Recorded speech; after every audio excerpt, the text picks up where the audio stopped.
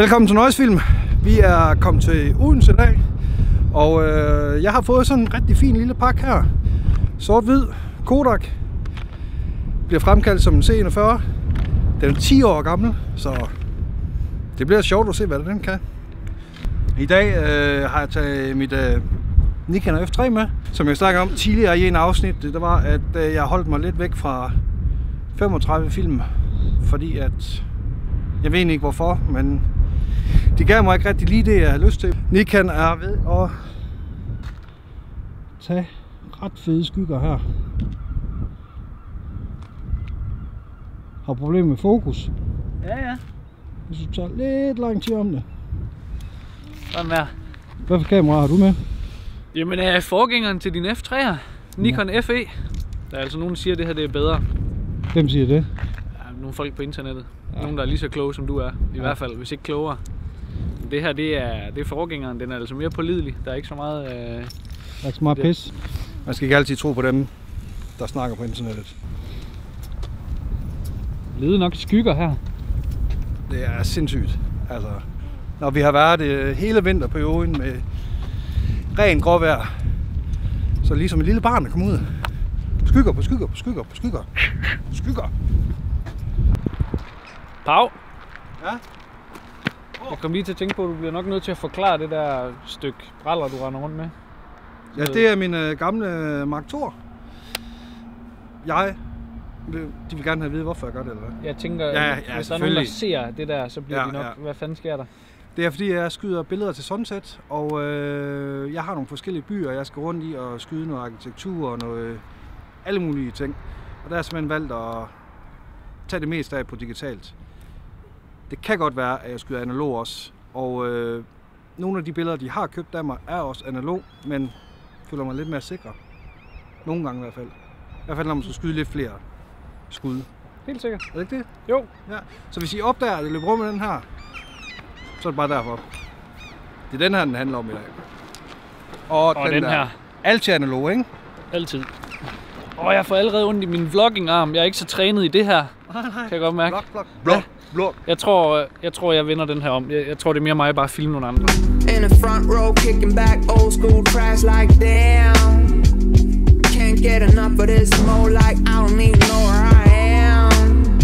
Ooh, baby, get hyped to the beat, let's go, cause this is our jam. Vi skal finde den øl der, Nick. Ja. Jeg tror sgu ikke, de har øl her i Odense. Prøv at se her.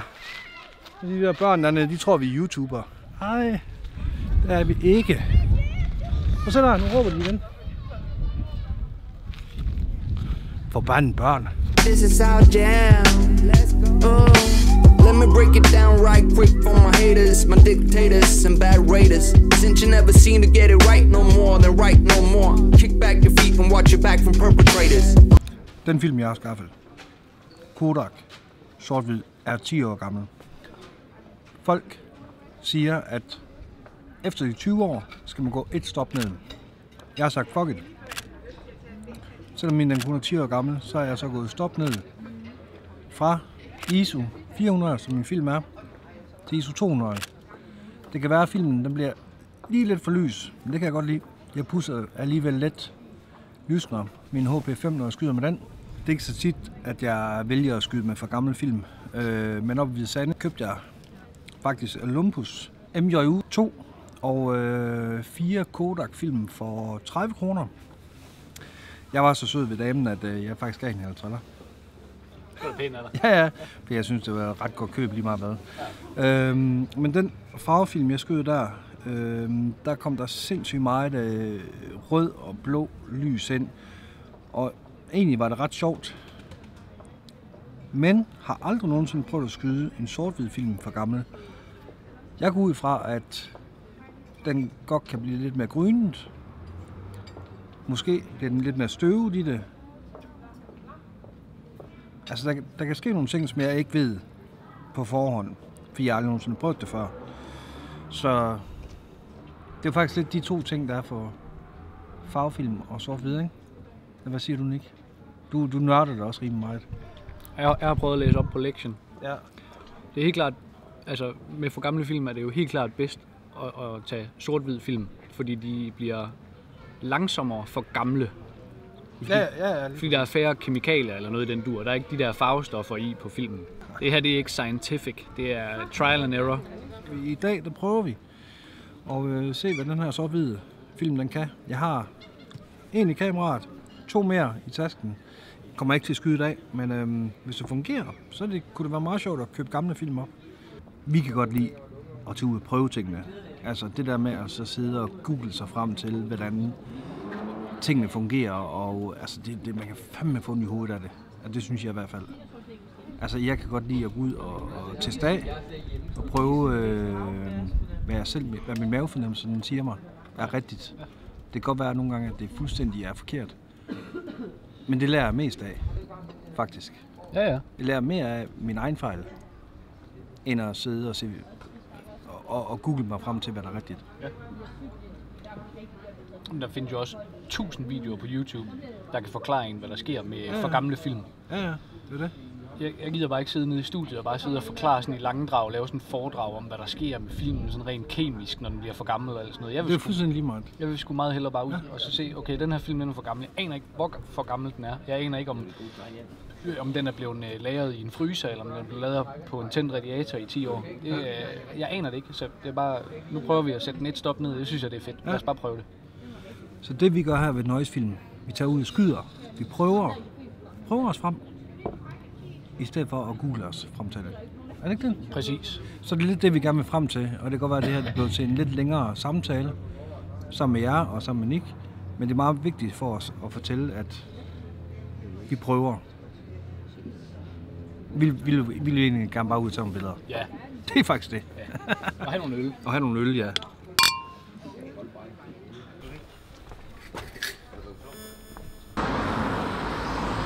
For på en måneds tid siden, der var jeg ude og skyde sammen med en af Andreas Ravn fra København af, og han gik altid ind i baggårdene. Hele tiden så var han væk. Nu prøver jeg at gøre det samme. Jeg ser, om der er et eller andet herinde.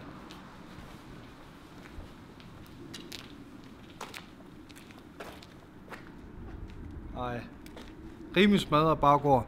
Men måske 1 ud af 10, så er man heldig. Det var vi ikke. Vi er simpelthen endt tilbage til der, hvor vi startede. Det var simpelthen 100 gange federe at være heroppe nede på banegården. Det er lidt mere nøjsagtigt. Prøv lige at se alt det røg, der er derovre. Og det er en gammel... Kan man zoome på det her kamera her? Nej. Fuck!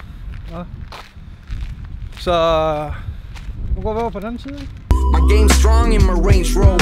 I got the blackjack juice and my racks off the roof. And you see the SUV rolling up next to me, old enough to take you over Sesame. Remember, back when I was a kid, all I did was stroll back from the cold over South Bridge. My mama told me do no Nintendo. All I ever heard was noise over my Nintendo. But when you get the chance to go up in this life, make sure that you take it, never ever think twice, yeah. And if you wanna get higher, pick up the mic and get to rapping, cause you're never getting higher. Yeah, in the front row, kicking back old school tracks like damn. Can't get enough of this more, like I don't even know where I am. Ooh, baby, get hyped to the beat, let's go, cause this is our jam. This is our jam. Oh, yeah.